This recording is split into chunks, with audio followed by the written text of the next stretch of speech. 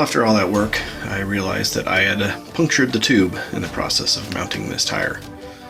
So, since that being my first time ever trying to replace a tire on a dirt bike, I've discovered that I don't want to do that again. So I took both of them to a local motorcycle shop and had them do it for me. And now I got those back, so I put it all back together.